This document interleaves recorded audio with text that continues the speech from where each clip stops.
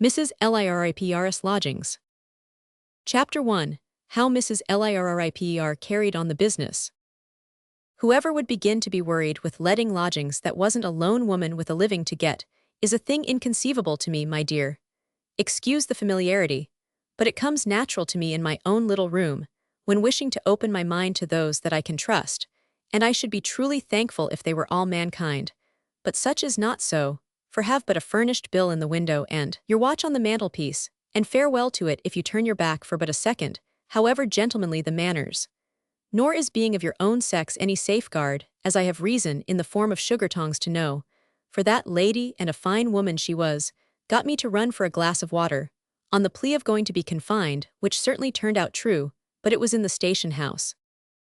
Number 81 Norfolk Street, Strand, situated midway between the city and St. James's, and within 5 minutes' walk of the principal places of public amusement, is my address. I have rented this house many years, as the parish rate books will testify, and I could wish my landlord was as alive to the fact as I am myself. But no, bless you, not a half a pound of paint to save his life, nor so much, my dear, as a tile upon the roof, though on your bended knees. My dear, you never have found number 81 Norfolk Street, Strand, advertised in Bradshaw's Railway Guide, and with the blessing of heaven you never will, or shall so find it. Some there are who do not think it lowering themselves to make their names that cheap, and even going the lengths of a portrait of the house, not like it, with a blot in every window, and a coach and four at the door. But what will suit Wozenham's lower down on the other side of the way, will not suit me, Miss Wozenham having her opinions and me having mine, though when it comes to systematic underbidding capable of being proved on oath in a court of justice and taking the form of, if Mrs. Lirriper names 18 shillings a week, I name 15 and 6. It then comes to a settlement between yourself and your conscience, supposing for the sake of argument your name to be Wozenham, which I am well aware it is not, or my opinion of you would be greatly lowered. And as to airy bedrooms and a night porter in constant attendance, the less said the better, the bedrooms being stuffy and the porter stuff. It is 40 years ago since me and my poor Lirriper got married at St. Clement's Danes, where I now have a sitting in a very pleasant pew with genteel company and my own hassock, and being partial to evening service, not too crowded. My poor Lirriper was a handsome figure of a man, with a beaming eye and a voice as mellow as a musical instrument made of honey and steel, but he had ever been a free liver, being in the commercial traveling line, and traveling what he called a limekiln road. A dry road, Emma, my dear, my poor Lirriper says to me, where I have to lay the dust with one drink or another all day long and half the night, and it wears me, Emma. And this led to his running through a good deal, and might have run through the turnpike too, when that dreadful horse that never would stand still for a single instant set off, but for its being night, and the gate shut, and consequently took his wheel. My poor Lirriper and the gig smashed to atoms and never spoke afterwards. He was a handsome figure of a man, and a man with a jovial heart and a sweet temper. But if they had come up then, they never could have given you the mellowness of his voice. And indeed, I consider photographs wanting in mellowness as a general rule, and making you look like a new-plowed field. My poor Lirriper being behindhand with the world, and being buried at Hatfield Church in Hertfordshire, not that it was his native place, but that he had a liking for the Salisbury Arms, where we went upon our wedding day, and passed as happy a fortnight as ever happy was. I went round to the creditors, and I says, Gentlemen, I am acquainted with the fact that I am not answerable for my late husband's debts, but I wish to pay them, for I am his lawful wife, and his good name is dear to me. I am going into the lodgings, gentlemen, as a business, and if I prosper, every farthing that my late husband owed shall be paid for the sake of the love I bore him, by this right hand. It took a long time to do, but it was done, and the silver cream jug which is between ourselves and the bed, and the mattress in my room upstairs, or it would have found legs so sure as ever the furnished bill was up, being presented by the gentleman engraved, to Mrs. Lirriper, a mark of grateful respect for her honourable conduct, gave me a turn which was too much for my feelings, till Mr. Betley, which at that time had the parlours, and loved his joke, says, Cheer up, Mrs. Lirriper, you should feel as if it was only your christening, and they were your godfathers and godmothers which did promise for you. And it brought me round, and I don't mind confessing to you, my dear, that I then put a sandwich and a drop of sherry in a little basket, and went down to Hatfield churchyard outside the coach and kissed my hand, and laid it with a kind of proud and swelling love on my husband's grave. Though bless you, it had taken me so long to clear his name, that my wedding ring was worn quite fine and smooth, when I laid it on the green waving grass. I am an old woman now and my good looks are gone, but that's me my dear over the plate warmer, and considered like in the times when you used to pay 2 guineas on ivory, and took your chance pretty much how you came out, which made you very careful how you left it about afterwards, because people were turned so red and uncomfortable, by mostly guessing, it was somebody else quite different. And there was once a certain person that had put his money in a hop business, that came in one morning to pay his rent and his respects being the second floor that would have taken it down from its hook and put it in his breast pocket. You understand my dear, for the L, he says of the original, only there was no mellowness in his voice and I wouldn't let him. But his opinion of it you may gather from his saying to it, "Speak to me, Emma," which was far from a rational observation, no doubt, but still a tribute to its being a likeness, and I think myself it was like me when I was young, and wore that sort of stays. But it was about the lodgings that I was intending to hold forth, and certainly I ought to know something of the business having been in it so long. For it was early in the second year of my married life that I lost my poor Lirriper, and I set up at Islington directly afterwards and afterwards came here, being 2 houses and 8 and 30 years, and some losses, and a deal of experience. Girls are your first trial after fixtures, and they try you even worse than what I call the wandering Christians, though why they should roam the earth looking for bills, and then coming in and viewing the apartments, and stickling about terms, and never at all wanting them, or dreaming of taking them being already provided, is a mystery I should be thankful to have explained if by any miracle it could be. It's wonderful they live so long and thrive so on it, but I suppose the exercise makes it healthy, knocking so much and going from house to house and up and downstairs all day, and then they're pretending to be so particular and punctual is a most astonishing thing, looking at their watches and saying, "Could you give me the refusal of the rooms till 20 minutes past 11 the day after tomorrow in the forenoon?" And supposing it to be considered essential by my friend from the country, could there be a small iron bedstead put in the little room upon the stairs? Why, when I was new to it, my dear, I used to consider before I promised, and to make my mind anxious with calculations, and to get quite wearied out with disappointments. But now I says, certainly by all means, well knowing it's a wandering Christian, and I shall hear no more about it. Indeed, by this time, I know most of the wandering Christians by sight as well as they know me, it being the habit of each individual revolving round London in that capacity to come back about twice a year, and it's very remarkable that it runs in families and the children grow up to it.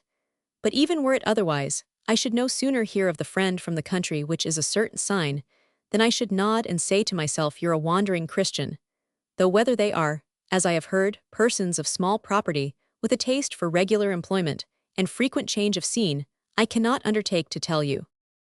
Girls, as I was beginning to remark, are one of your first and your lasting troubles, being like your teeth which begin with convulsions, and never cease tormenting you from the time you cut them till they cut you, and then you don't want to part with them, which seems hard, but we must all succumb or buy artificial, and even where you get a wool 9 times out of 10, you'll get a dirty face with it, and naturally lodgers do not like good society to be shown in with a smear of black across the nose or a smudgy eyebrow.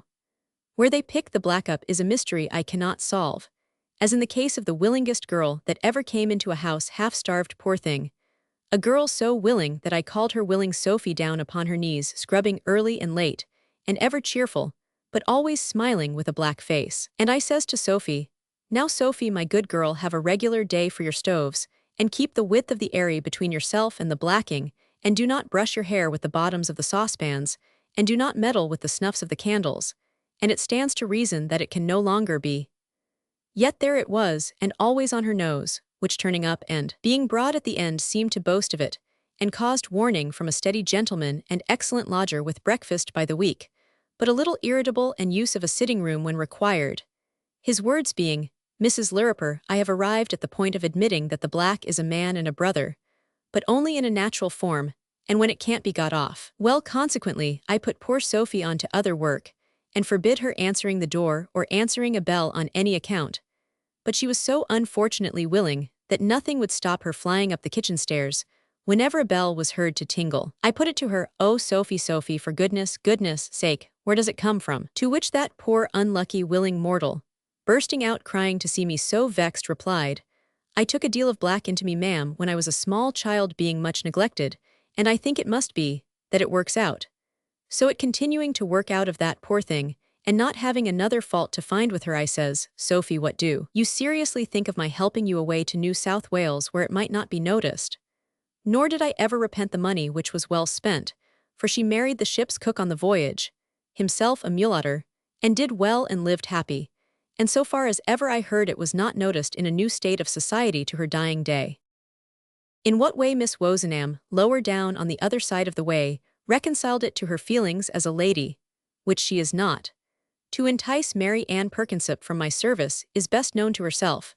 I do not know, and I do not wish to know how opinions are formed at Wozenham's on any point. But Mary Ann Perkinsip, although I behaved handsomely to her, and she behaved unhandsomely to me, was worth her weight in gold as overawing lodgers without driving them away.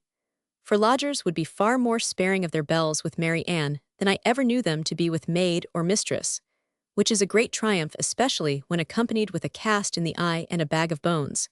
But it was the steadiness of her way with them, through her father's having failed in pork. It was Mary Ann's looking so respectable in her person, and being so strict in her spirits that conquered the tea and sugarous gentleman, for he weighed them both in a pair of scales every morning, that I have ever had to deal with, and no lamb grew meeker. Still it afterwards came round to me that Miss Wozenham happening to pass, and seeing Mary Ann take in the milk of a milkman that made free in a rosy-faced way, I think no worse of him, with every girl in the street, but was quite frozen up like the statue at Charing Cross by her, saw Mary Ann's value in the lodging business, and went as high as £1 per quarter more. Consequently Mary Ann, with not a word betwixt us, says, "If you will provide yourself Mrs. Lirriper in a month from this day, I have already done the same." Which hurt me, and I said so. And she then hurt me more by insinuating that her father, having failed in pork, had laid her open to it. My dear, I do assure you it's a harassing thing to know what kind of girls to give the preference to, for if they are lively they get belled off their legs, and if they are sluggish you suffer from it yourself in complaints, and if they are sparkling-eyed they get made love to, and if they are smart in their persons, they try on your lodgers' bonnets, and if they are musical I defy you to keep them away from bands and organs, and allowing for any difference you like in their heads will be always out of window just the same. And then what the gentlemen like in girls the ladies don't, which is fruitful hot water for all parties. And then there's temper, though such a temper as Caroline Maxey's, I hope not often. A good-looking black-eyed girl was Caroline, and a comely-made girl to your cost, when she did break out and laid about her, as took place first and last, through a new married couple come to see London in the first floor, and the lady very high, and it was supposed not liking the good looks of Caroline, having none of her own to spare. But anyhow she did try Caroline, though that was no excuse. So one afternoon Caroline comes down into the kitchen flushed and flashing, and she says to me, "Mrs. Lirriper, that woman in the first has aggravated me past bearing." I says, "Caroline, keep your temper." Caroline says with a curdling laugh, "Keep my temper? You're right, Mrs. Lirriper, so I will." "Capital D her," bursts out Caroline. "You might have struck me into the center of the earth with a feather when she said it. I'll give her a touch of the temper that I keep." Caroline downs with her hair, my dear, screeches and rushes upstairs, I following as fast as my trembling legs could bear me. But before I got into the room, the dinner cloth and pink and white service all dragged off upon the floor with a crash, and the new married couple on their backs in the fire grate, him with the shovel and tongs, and a dish of cucumber across him, and a mercy it was summertime. "Caroline," I says, "be calm." But she catches off my cap and tears it in her teeth as she passes me, then pounces on the new married lady, makes her a bundle of ribbons, takes her by the 2 ears, and knocks the back of her head upon the carpet, murder, screaming all the time, policemen running down the street and Wozenham's windows. Judge of my feelings when I came to know it. Thrown up, and Miss Wozenham calling out from the balcony with crocodile's tears, "It's Mrs. Lirriper been overcharging somebody to madness. She'll be murdered. I always thought so, policemen save her." My dear, 4 of them, and Caroline behind the chiffonier attacking with the poker, and when disarmed prize fighting with her double fists, and down and up and up and down and dreadful. But I couldn't bear to see the poor young creature roughly handled, and her hair torn when they got the better of her. And I says, "Gentlemen policemen, pray remember that her sex is the sex of your mothers and sisters and your sweethearts, and God bless them and you." And there, she was sitting down on the ground handcuffed, taking breath against the skirting board, and them cool with their coats in strips, and all she says was, "Mrs. Lirriper, I'm sorry as ever I touched you, for you're a kind, motherly old thing." And it made me think that I had often wished I had been a mother indeed, And how would my heart have felt if I had been the mother of that girl? Well, you know, it turned out at the police office that she had done it before, and she had her clothes away and was sent to prison. And when she was to come out, I trotted off to the gate in the evening, with just a morsel of jelly in that little basket of mine, to give her a mite of strength to face the world again. And there I met with a very decent mother waiting for her son through bad company, and a stubborn one he was with his half-boots not laced. So out came Caroline, and I says, "Caroline, come along with me, and sit down under the wall where it's retired and eat a little trifle that I have brought with me to do you good." And she throws her arms round my neck and says, sobbing, "Oh, why were you never a mother when there are such mothers as there are?" She says, and in half a minute more she begins to laugh and says, "Did I really tear your cap to shreds?" And when I told her, "You certainly did so, Caroline," she laughed again and said while she patted my face, "Then why do you wear such queer old caps, you dear old thing? If you hadn't worn such queer old caps, I don't think I should have done it even then." Fancy the girl. Nothing could get out of her what she was going to do, except she would do well enough. And we parted, she being very thankful and kissing my hands. And I never more saw or heard of that girl. Except that I shall always believe that a very genteel cap, which was brought anonymous to me, one Saturday night in an oilskin basket, by a most impertinent young sparrow of a monkey whistling with dirty shoes on the clean steps, and playing the harp on the airy railings with a hoopstick, came from Caroline. What you lay yourself open to, my dear, in the way of being the object of uncharitable suspicions when you go into the lodging business, I have not the words to tell you. But never was I so dishonorable as to have 2 keys, nor would I willingly think it even of Miss Wozenham lower down on the other side of the way, sincerely hoping that it may not be. Though doubtless, at the same time, money cannot come from nowhere, and it is not reason to suppose that Bradshaw's put it in for love be it bloody as it may. It is a hardship hurting to the feelings that lodgers open their minds so wide to the idea that you are trying to get the better of them, and shut their minds so close to the idea that they are trying to get the better of you. But as Major Jackman says to me, "I know the ways of this circular world, Mrs. Lirriper, and that's one of 'em all round it. And many is the little ruffle in my mind that the Major has smoothed, for he is a clever man who has seen much. Dear, 13 years have passed, though it seems but yesterday, since I was sitting with my glasses on, at the open front parlor window one evening in August.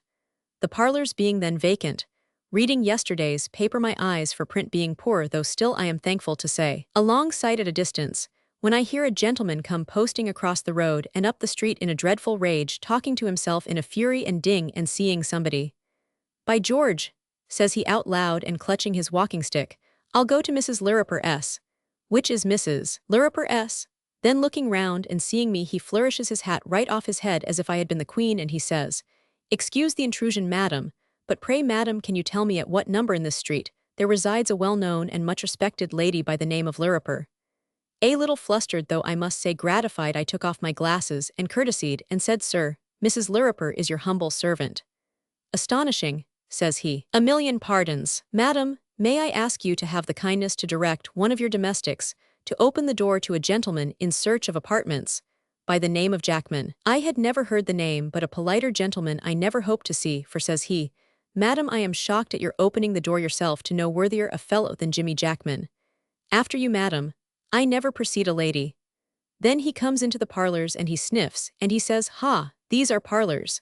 Not musty cupboards," he says, "but parlors, and no smell of coal sacks." Now, my dear, it having been remarked by some inimical to the whole neighborhood that it always smells of coal sacks, which might prove a drawback to lodgers if encouraged, I says to the Major, gently though firmly, that I think he is referring to Arundel or Surrey or Howard, but not Norfolk. "Madam," says he, "I refer to Wozenham's lower down over the way. Madam, you can form no notion what Wozenham's is. Madam, it is a vast coal sack, and Miss Wozenham has the principles and manners of a female heaver. Madam, from the manner in which I have heard her mention you, I know she has no appreciation of a lady, and from the manner in which she has conducted herself towards me, I know she has no appreciation of a gentleman. Madam, my name is Jackman. Should you require any other reference than what I have already said, I name the Bank of England.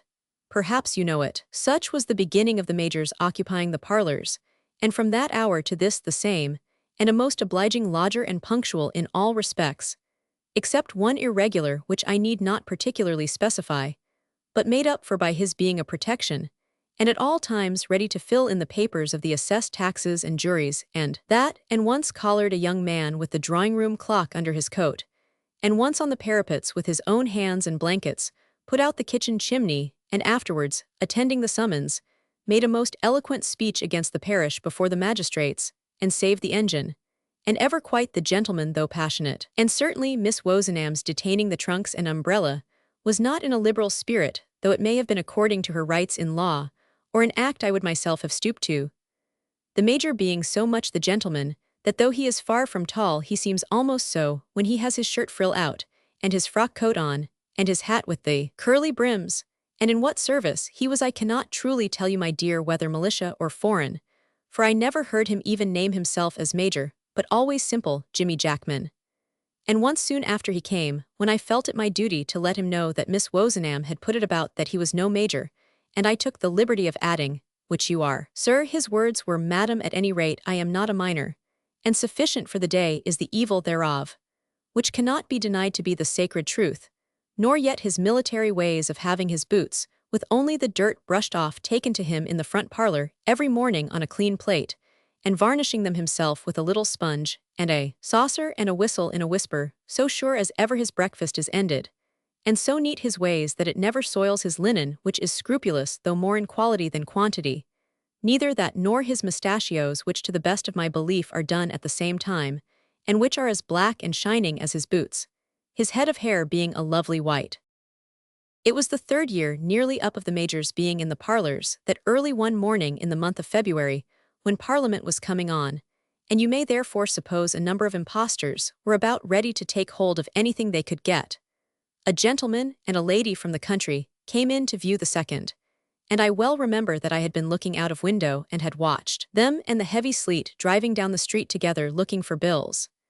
I did not quite take to the face of the gentleman, though he was good-looking too, but the lady was a very pretty young thing and delicate, and it seemed too rough for her to be out at all, though she had only come from the Adelphi Hotel, which would not have been much above a quarter of a mile if the weather had been less severe. Now it did so happen, my dear, that I had been forced to put 5 shillings weekly additional on the second in consequence of a loss from running away full dressed, as if going out to a dinner party, which was very artful, and had made me rather suspicious taking it along with Parliament.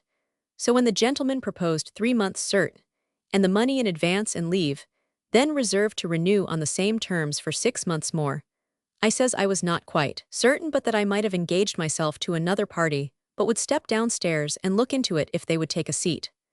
They took a seat, and I went down to the handle of the Major's door that I had already began to consult, finding it a great blessing, and I knew by his whistling in a whisper that he was varnishing his boots, which was generally considered private. However, he kindly calls out, "If it's you, madam, come in," and I went in and told him. "Well, madam," says the Major, rubbing his nose, as I did fear at the moment with the black sponge, but it was only his knuckle, he being always neat and dexterous with his fingers. "Well, madam, I suppose you would be glad of the money." I was delicate of saying, yes, 2 out, for a little extra colour rose into the Major's cheeks, and there was irregularity, which I will not particularly specify, in a quarter which I will not name. "I am of opinion, madam," says the Major, "that when money is ready for you, when it is ready for you, Mrs. Lirriper, you ought to take it. What is there against it, madam, in this case upstairs?" "I really cannot say there is anything against it, sir, still I thought I would consult you." "You said a newly married couple, I think, madam," says the Major. I says, "Ye-is, evidently," and indeed the young lady mentioned to me in a casual way that she had not been married many months.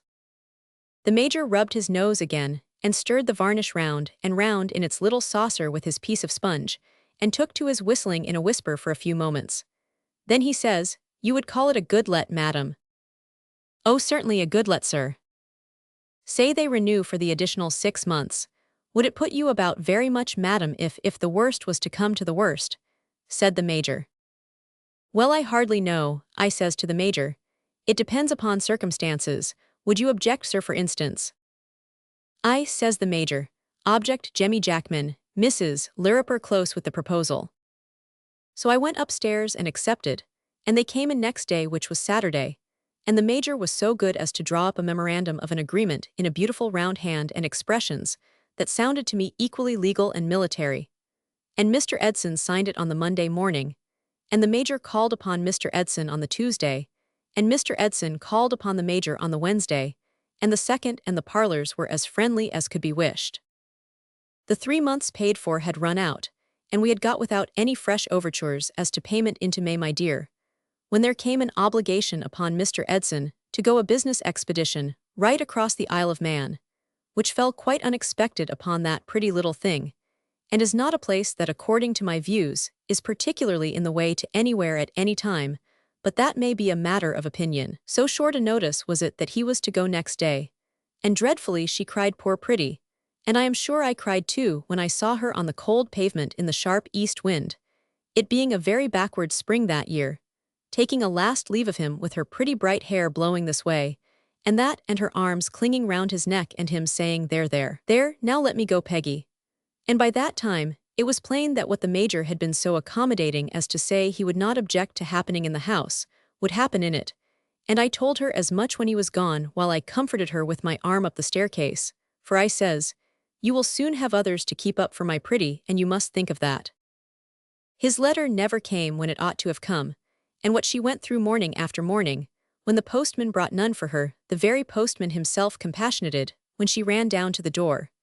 And yet we cannot wonder at its being calculated to blunt the feelings to have all the trouble of other people's letters, and none of the pleasure, and doing it oftener in the mud and mizzle than not, and at a rate of wages more resembling Little Britain than Great. But at last one morning, when she was too poorly to come running downstairs, he says to me with a pleased look in his face that made me next to love the man in his uniform coat, though he was dripping wet, I have taken you first in the street this morning, Mrs. Lirriper, for here's the one for Mrs. Edson. I went up to her bedroom with it as fast as ever I could go, and she sat up in bed when she saw it and kissed it and tore it open, and then a blank stare came upon her.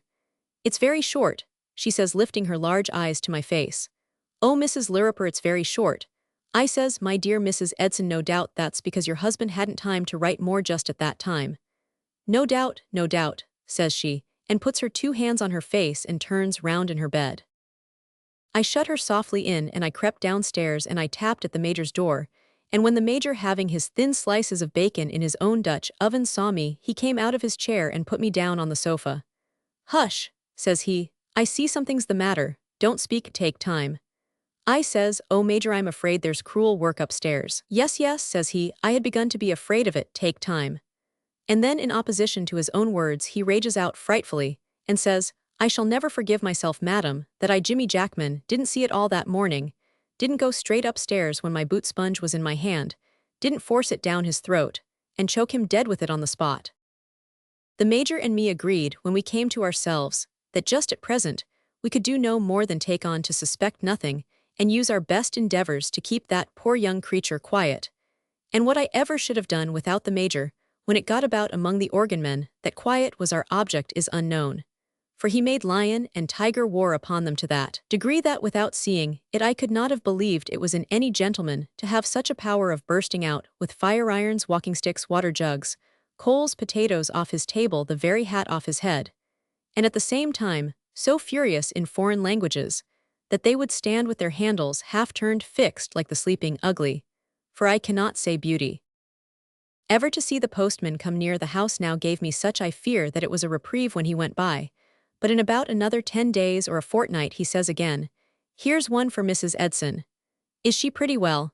She is pretty well, postman, but not well enough to rise so early as she used, which was so far gospel truth. I carried the letter in to the Major at his breakfast, and I says, tottering, Major, I have not the courage to take it up to her. It's an ill-looking villain of a letter, says the Major. I have not the courage, Major, I says again in a tremble, to take it up to her. After seeming lost in consideration for some moments, the Major says, raising his head as if something new and useful had occurred to his mind, Mrs. Lirriper, I shall never forgive myself that I, Jimmy Jackman, didn't go straight upstairs that morning when my boot sponge was in my hand, and force it down his throat, and choke him dead with it. Major, I says a little hasty, you didn't do it, which is a blessing, for it would have done no good, and I think your sponge was better employed on your own honorable boots. So we got to be rational, and planned that I should tap at her bedroom door and lay the letter on the mat outside and wait on the upper landing for what might happen, And never was gunpowder cannonballs or shells or rockets more dreaded than that dreadful letter was by me as I took it to the second floor. A terrible loud scream sounded through the house the minute after she had opened it, and I found her on the floor lying as if her life was gone. My dear, I never looked at the face of the letter which was lying, open by her, for there was no occasion. Everything I needed to bring her round the Major brought up with his own hands, besides running out to the chemist's for what was not in the house, and likewise having the fiercest of all his many skirmishes with a musical instrument, representing a ballroom, I do not know in what particular country and company, waltzing in and out at folding doors with rolling eyes. When after a long time I saw her coming to, I slipped on the landing till I heard her cry, and then I went in and says cheerily, "Mrs. Edson, you're not well, my dear, and it's not to be wondered at," as if I had not been in before. Whether she believed or disbelieved I cannot say, and it would signify nothing if I could, but I stayed by her for hours, and then she, God ever blesses me, and says she will try to rest for her head is bad. "Major," I whispers, looking in at the parlors, "I beg and pray of you don't go out." The Major whispers, "Madam, trust me, I will do no such a thing. How is she?" I says, "Major, the good Lord above us only knows what burns and rages in her poor mind. I left her sitting at her window. I am going to sit at mine." It came on afternoon, and it came on evening. Norfolk is a delightful street to lodge in, provided you don't go lower down. But of a summer evening when the dust and waste paper lie in it, and stray children play in it, and a kind of a gritty calm and bake settles on it, and a peal of church bells is practicing in the neighborhood, it is a trifle dull.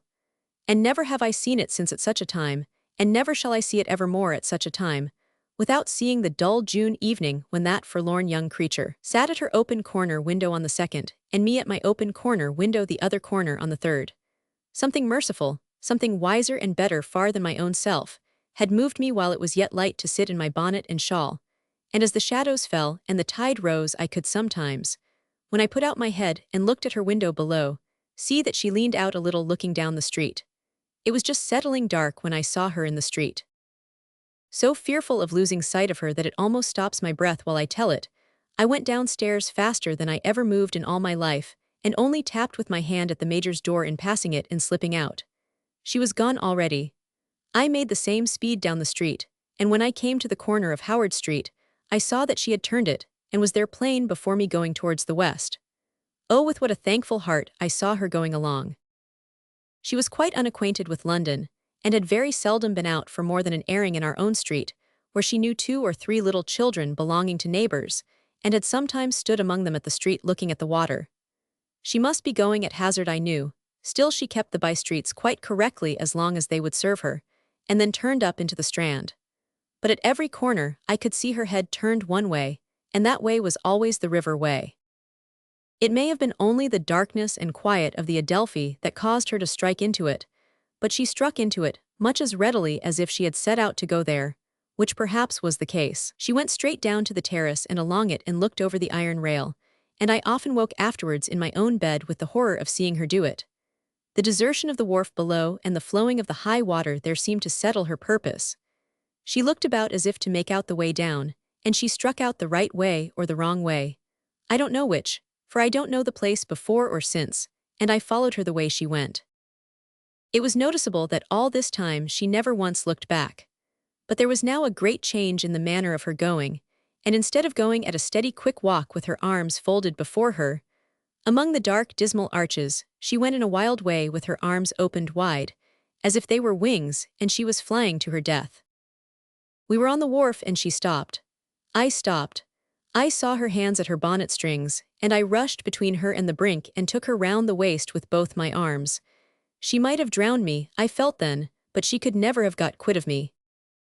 Down to that moment, my mind had been all in a maze, and not half an idea had I had in it what I should say to her. But the instant I touched her it came to me like magic, and I had my natural voice and my senses, and even almost my breath. "Mrs. Edson," I says, "my dear, take care. How ever did you lose your way and stumble on a dangerous place like this? Why, you must have come here by the most perplexing streets in all London.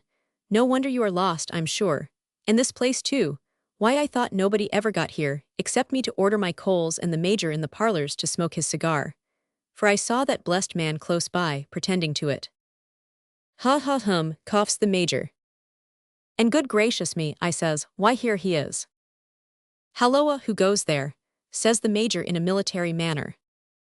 Well, I says, if this don't beat everything, don't you know us Major Jackman? Halloa, says the major, who calls on Jimmy Jackman, and more out of breath he was, and did it less like life than I should have expected. Why here's Mrs. Edson Major, I says, strolling out to cool her poor head which has been very bad, has missed her way and got lost, and goodness knows where she might have got to, but for me coming here to drop an order into my coal merchant's letterbox, and you coming here to smoke your cigar. And you really are not well enough, my dear, I says to her, to be half so far from home without me, and your arm will be very acceptable, I am sure, Major, I says to him, and I know she may lean upon it as heavy as she likes. And now we had both got her, thanks be above, one on each side. She was all in a cold shiver, and she so continued till I laid her on her own bed. And up to the early morning, she held me by the hand and moaned, oh wicked, wicked, wicked. But when at last I made believe to droop my head and be overpowered with a dead sleep, I heard that poor young creature give such touching, and such humble thanks for being preserved from taking her own life in her madness, that I thought I should have cried my eyes out on the counterpane, and I knew she was safe. Being well enough to do and able to afford it, me and the major laid our little plans next day while she was asleep worn out, and so I says to her as soon as I could do it nicely, Mrs. Edson, my dear, when Mr. Edson paid me the rent for these farther 6 months. She gave a start, and I felt her large eyes look at me, but I went on with it and with my needlework. I can't say that I am quite sure I dated the receipt right. Could you let me look at it? She laid her frozen cold hand upon mine, and she looked through me when I was forced to look up from my needlework, but I had taken the precaution of having on my spectacles. I have no receipt, says she. Ah, then he has got it, I says in a careless way. It's of no great consequence. A receipt's a receipt. From that time, she always had hold of my hand when I could spare it, which was generally only when I read to her.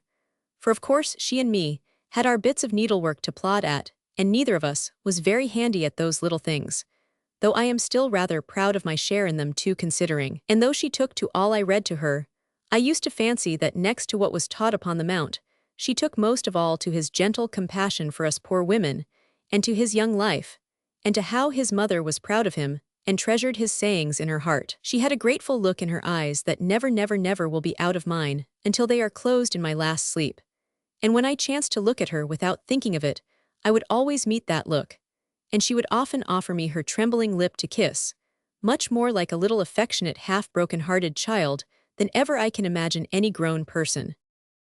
One time the trembling of this poor lip was so strong, and her tears ran down so fast, that I thought she was going to tell me all her woe. So I takes her 2 hands in mine and I says, No, my dear, not now, you had best not try to do it now. Wait for better times when you have got over this and are strong, and then you shall tell me whatever you will. Shall it be agreed? With our hands still joined, she nodded her head many times, and she lifted my hands and put them to her lips and to her bosom. Only one word now, my dear, I says. Is there anyone? She looked inquiringly. Anyone that I can go to? She shook her head. No one that I can bring. She shook her head. No one is wanted by me, my dear. Now that may be considered past and gone. Not much more than a week afterwards, for this was far on in the time of our being so together, I was bending over at her bedside with my ear down to her lips, by turns listening for her breath and looking for a sign of life in her face.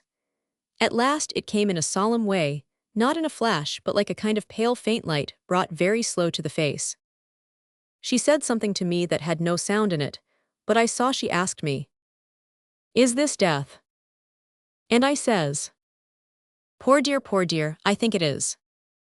Knowing somehow that she wanted me to move her weak right hand, I took it and laid it on her breast, and then folded her other hand upon it, and she prayed a good prayer, and I joined in it, poor me, though there were no words spoke.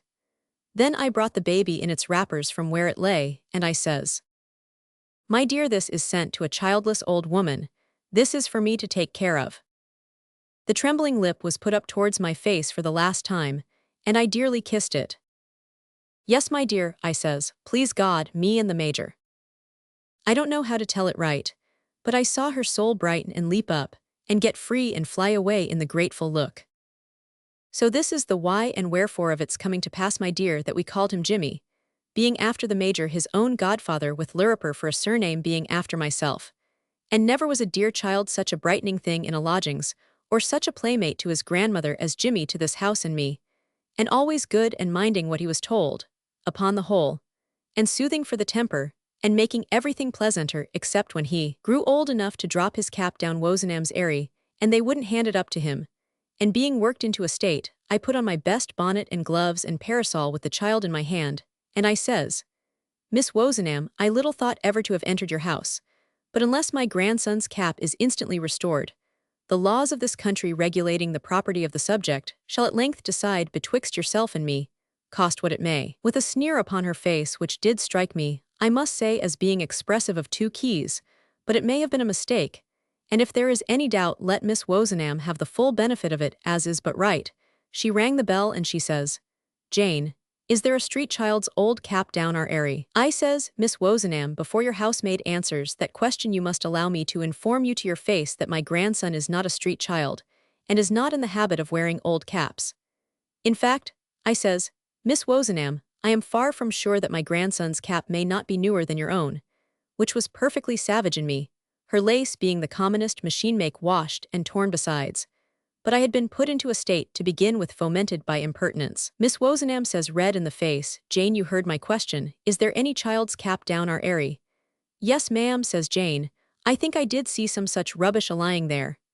"Then," says Miss Wozenham, "let these visitors out, and then throw up that worthless article out of my premises." But here the child, who had been staring at Miss Wozenham with all his eyes and more, frowns down his little eyebrows, purses up his little mouth, puts his chubby legs far apart, turns his little dimpled fists round, and round slowly over one another like a little coffee mill, and says to her, "Oo impdent to me gran, me tut or high."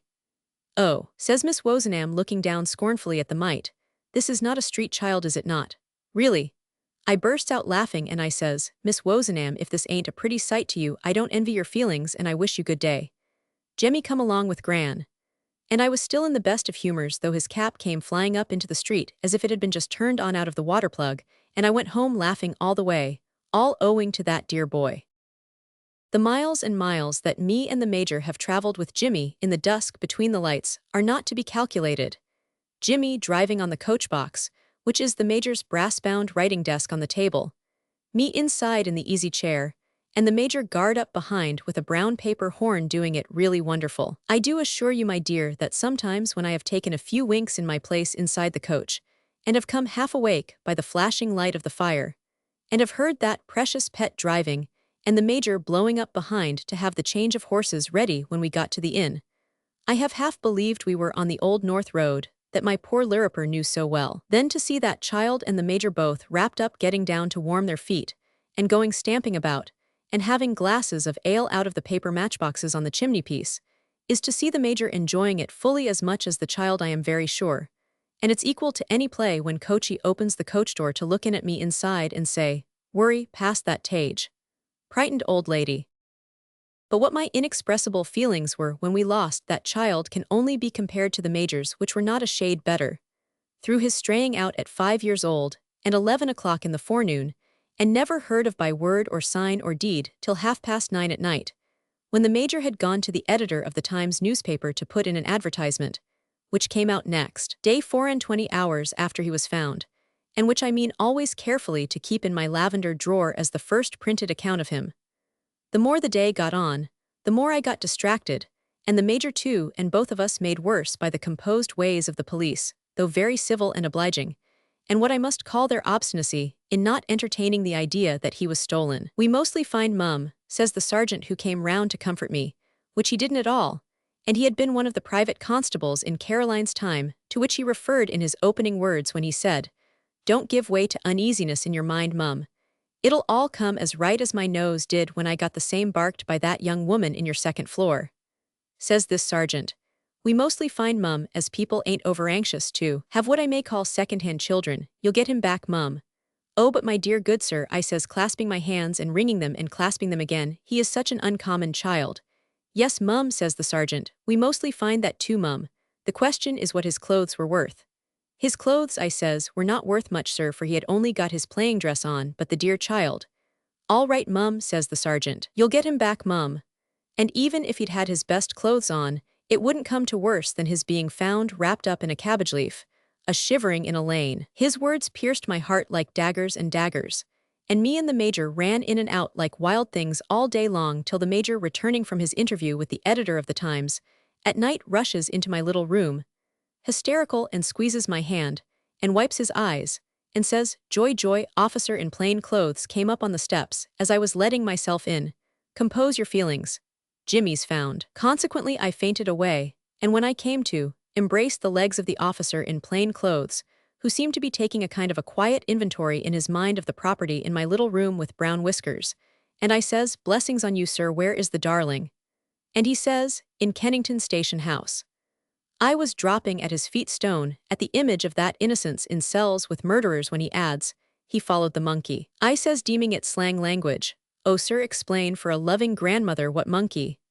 He says, "Him in the spangled cap with the strap under the chin, as won't keep on, him as sweeps the crossings on a round table, and don't want to draw his saber more than he can help." Then I understood it all and most thankfully thanked him, and me and the major and him drove over to Kennington, and there we found our boy lying quite comfortable before a blazing fire, having sweetly played himself to sleep upon a small accordion, nothing like so big as a flatiron, which they had been so kind as to lend him for the purpose, and which it appeared had been stopped upon a very young person. My dear, the system upon which the major commenced, and as I may say perfected Jimmy's learning, when he was so small that if the deer was on the other side of the table, you had to look under it instead of over it to see him with his mother's own bright hair in beautiful curls, is a thing that ought to be known to the throne and lords and commons, and then might obtain some promotion for the major which he well deserves, and would be none the worse for speaking between friends. L.S.D. Icily, when the major first undertook his learning, he says to me, "I'm going, madam," he says, "to make our child a calculating boy." "Major," I says, "you terrify me and may do the pet a permanent injury you would never forgive yourself." "Madam," says the major, "next to my regret that when I had my boot sponge in my hand, I didn't choke that scoundrel with it on the spot." "There, for gracious sake," I interrupts, "let his conscience find him without sponges." "I say next to that regret, madam," says the major, "would be the regret with which my breast, which he tapped, would be surcharged if this fine mind was not early cultivated.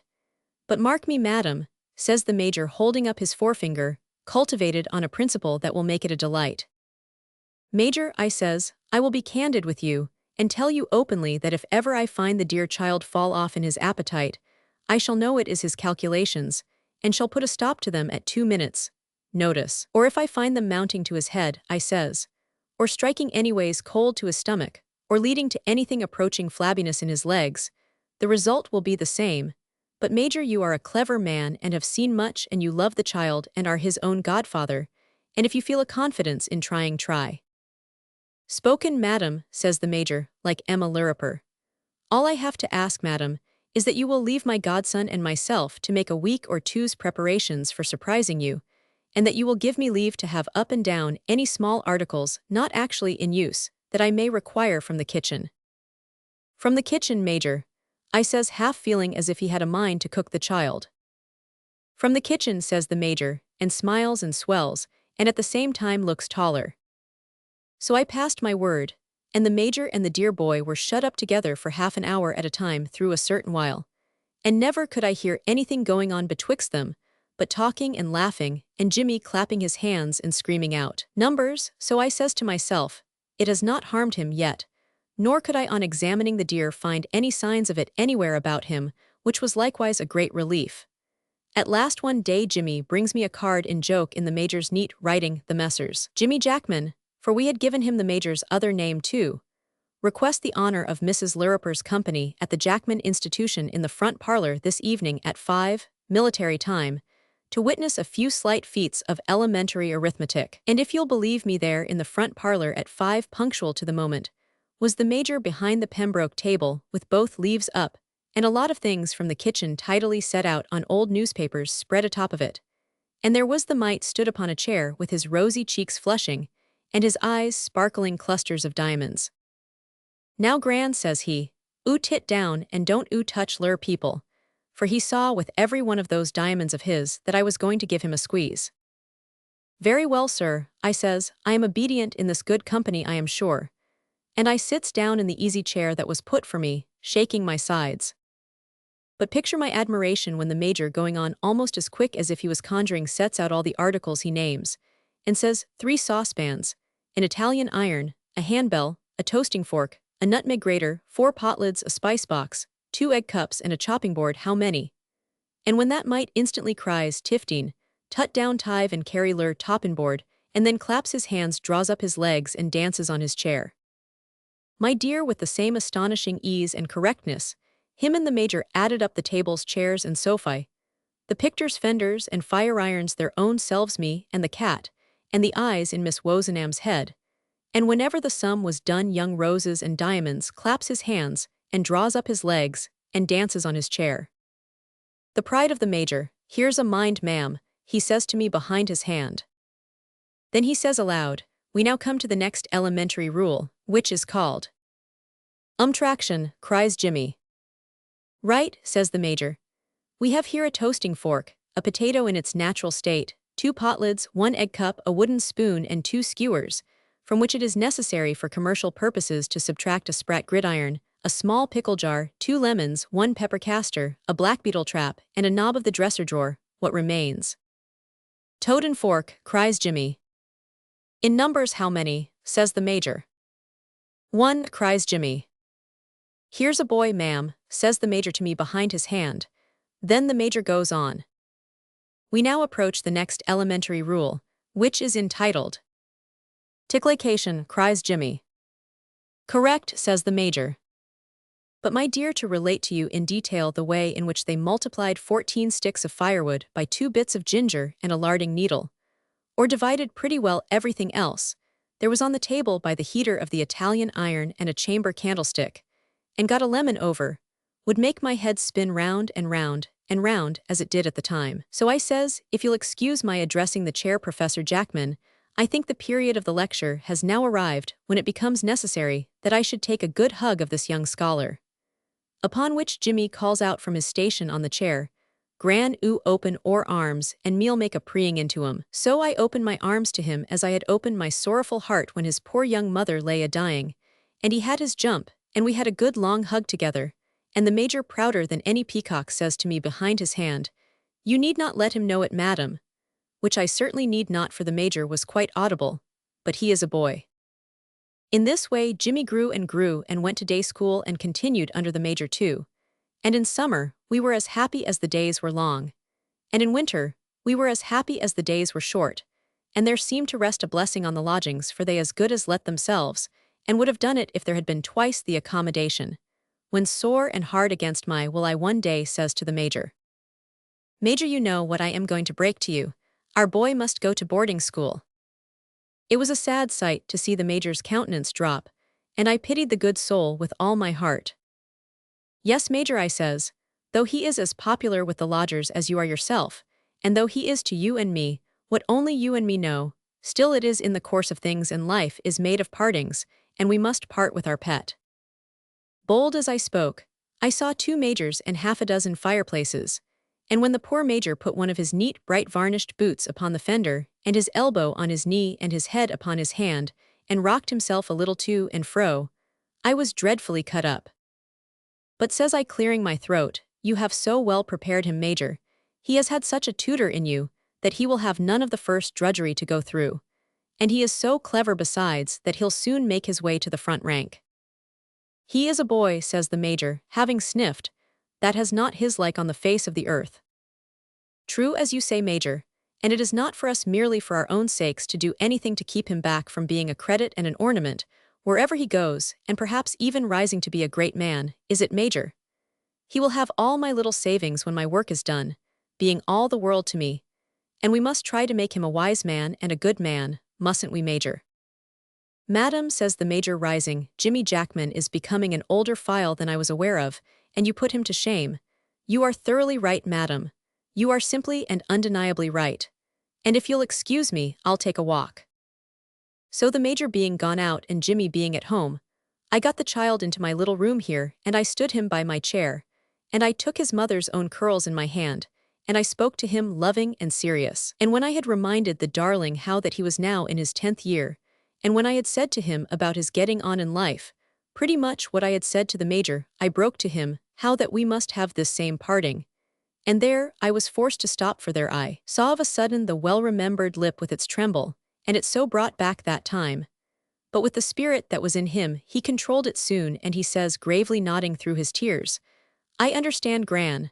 I know it must be, Gran, go on, Gran, don't be afraid of me. And when I had said all that ever I could think of, he turned his bright, steady face to mine, and he says, just a little broken here and there, you shall see, Gran, that I can be a man, and that I can do anything that is grateful and loving to you, and if I don't grow up to be what you would like to have me, I hope it will be, because I shall die. And with that he sat down by me, and I went on to tell him of the school of which I had excellent recommendations, and where it was, and how many scholars, and what games they played as I had heard, and what length of holidays, to all of which he listened bright and clear. And so it came that at last he says, and now, dear Gran, let me kneel down here where I have been used to say my prayers, and let me fold my face for just a minute in your gown, and let me cry, for you have been more than father, more than mother, more than brothers, sisters, friends, to me.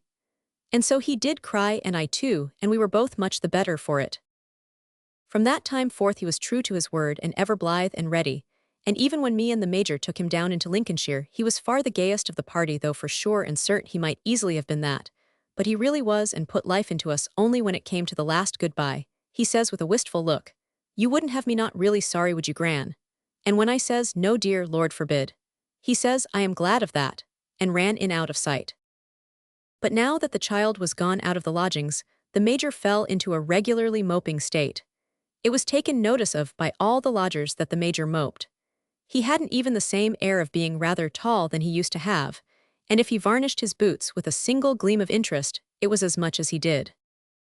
One evening, the major came into my little room to take a cup of tea and a morsel of buttered toast, and to read Jimmy's newest letter, which had arrived that afternoon, by the very same postman, more than middle-aged upon the beat now. And the letter raising him up a little, I says to the major, Major, you mustn't get into a moping way. The major shook his head. Jimmy Jackman, madam, he says with a deep sigh, is an older file than I thought him. Moping is not the way to grow younger, Major. My dear madam, says the major, is there any way of growing younger? Feeling that the major was getting rather the best of that point, I made a diversion to another. 13 years. 13 years. Many lodgers have come and gone in the 13 years that you have lived in the parlors, Major. Ha, says the major, warming. Many, madam, many. And I should say you have been familiar with them all. As a rule, with its exceptions like all rules, my dear madam, says the major, they have honored me with their acquaintance, and not unfrequently with their confidence.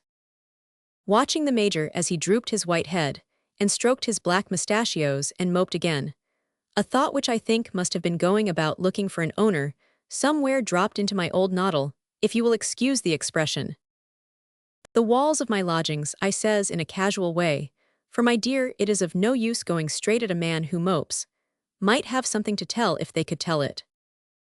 The major neither moved nor said anything, but I saw he was attending with his shoulders, my dear, attending with his shoulders to what I said. In fact, I saw that his shoulders were struck by it. The dear boy was always fond of storybooks, I went on, like as if I was talking to myself. I am sure this house, his own home, might write a story or two for his reading one day or another. The major's shoulders gave a dip and a curve, and his head came up in his shirt collar. The major's head came up in his shirt collar, as I hadn't seen it come up since Jimmy went to school. It is unquestionable that in intervals of cribbage and a friendly rubber, my dear madam, says the major, and also over what used to be called in my young times, in the salad days of Jimmy Jackman, the social glass, I have exchanged many a reminiscence with your lodgers. My remark was, I confess I made it with the deepest and artfulest of intentions. I wish our dear boy had heard them. Are you serious, madam? Asked the major, starting and turning full round. Why not, Major? Madam, says the major, turning up one of his cuffs, they shall be written for him. Ah, now you speak, I says, giving my hands a pleased clap. Now you are in a way out of moping, Major. Between this and my holidays, I mean the dear boy S, says the Major, turning up his other cuff, a good deal may be done towards it. Major, you are a clever man, and you have seen much and not a doubt of it.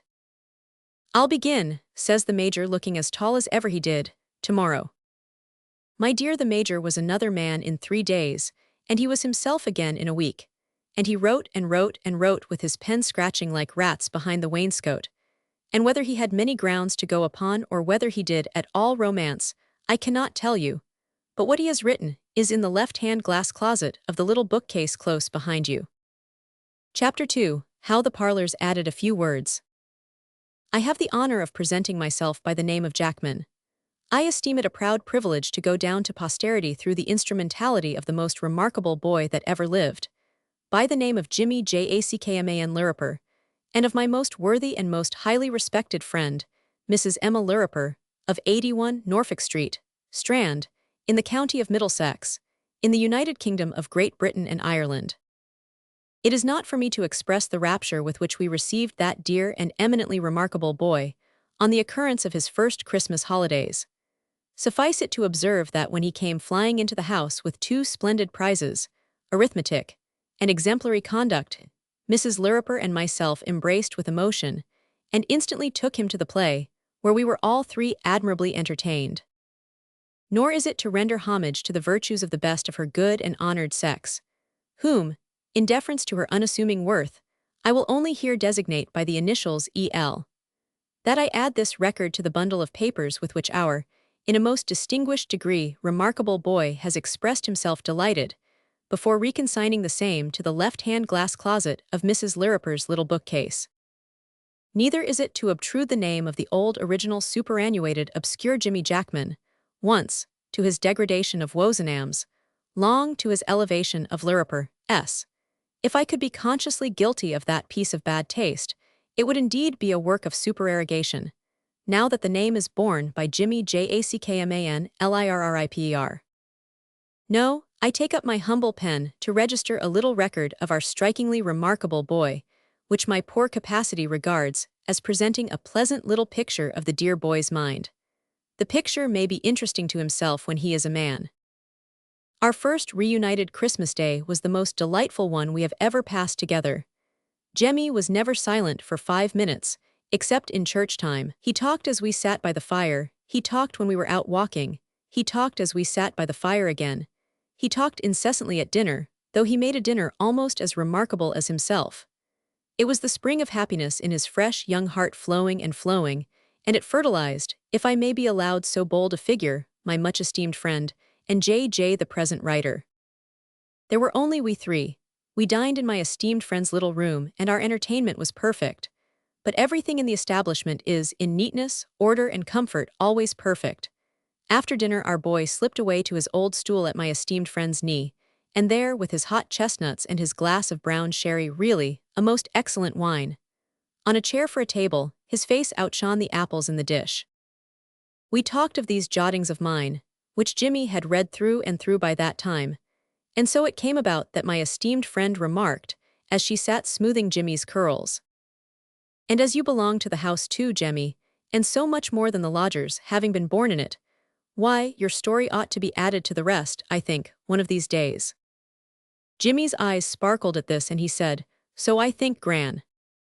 Then he sat looking at the fire, and then he began to laugh in a sort of confidence with the fire, and then he said, folding his arms across my esteemed friend's lap and raising his bright face to hers, "Would you like to hear a boy's story, Gran?"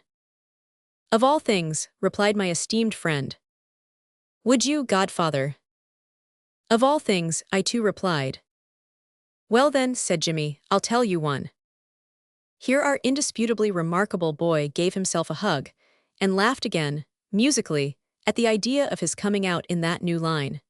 Then he once more took the fire into the same sort of confidence as before, and began. "Once upon a time, when pigs drank wine, and monkeys chewed tobacco, 'twas neither in your time nor mine, but that's no matter." "Bless the child," cried my esteemed friend, "what's amiss with his brain?" "It's poetry, Gran," returned Jimmy, shouting with laughter. "We always begin stories that way at school." "Gave me quite a turn, Major," said my esteemed friend, fanning herself with a plate, thought he was light-headed. In those remarkable times, Gran and Godfather, there was once a boy. Not me, you know. No, no, says my respected friend, not you. Not him, Major, you understand. No, no, says I. And he went to school in Rutlandshire. Why not Lincolnshire, says my respected friend. Why not, you dear old Gran? Because I go to school in Lincolnshire, don't I? Ah, to be sure, says my respected friend. And it's not Jimmy, you understand, Major. No, no, says I. Well, our boy proceeded, hugging himself comfortably and laughing merrily, again in confidence with the fire, before he again looked up in Mrs. Lirriper's face.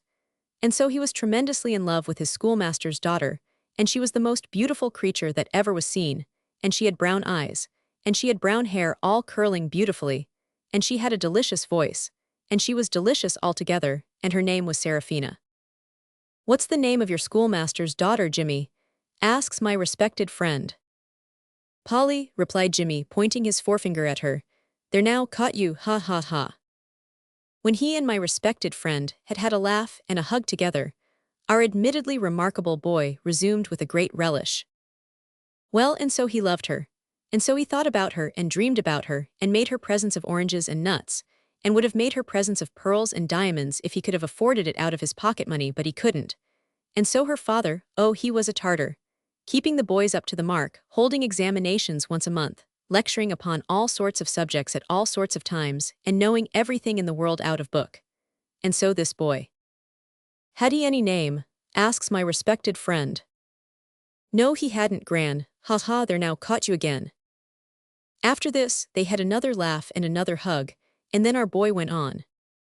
Well, and so this boy, he had a friend about as old as himself at the same school, and his name, for he had a name, as it happened, was, let me remember, was Bob. Not Bob, says my respected friend. Of course not, says Jimmy. What made you think it was, Gran? Well, and so this friend was the cleverest and bravest and best-looking and most generous of all the friends that ever were, and so he was in love with Seraphina's sister, and so Seraphina's sister was in love with him, and so they all grew up. Bless us, says my respected friend, they were very sudden about it. So they all grew up, our boy repeated, laughing heartily, and Bobo and this boy went away together on horseback to seek their fortunes, and they partly got their horses by favor, and partly in a bargain. That is to say, they had saved up between them 7 and 4pence, and the 2 horses, being Arabs, were worth more.